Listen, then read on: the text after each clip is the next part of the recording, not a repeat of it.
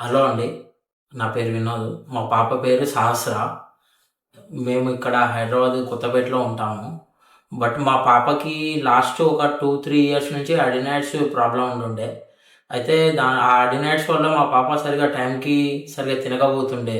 And main problem ఏందంటే breathing issue బాగా ఉండే.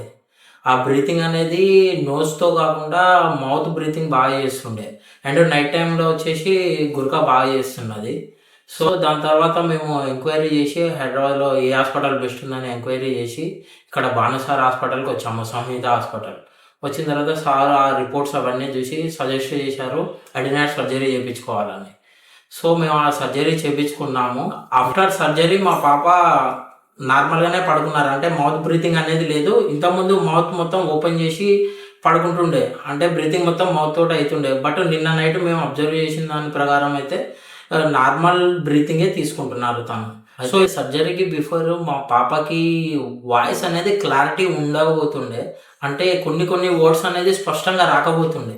సో, ఇప్పుడు ఆఫ్టర్ సర్జరీ మేము అబ్జర్వ్ చేసిన విషయాలు అంటే కొన్ని వర్డ్స్‌లో క్లారిటీ అనేది బాగున్నది.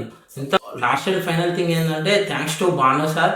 ఈఎన్‌టీకి సంబంధించిన ఏ ఇష్యూస్ అయినా, చిన్న పిల్లలకు సంబంధించిన ఏ ఇష్యూస్ అయినా better to consult Samhita hospital.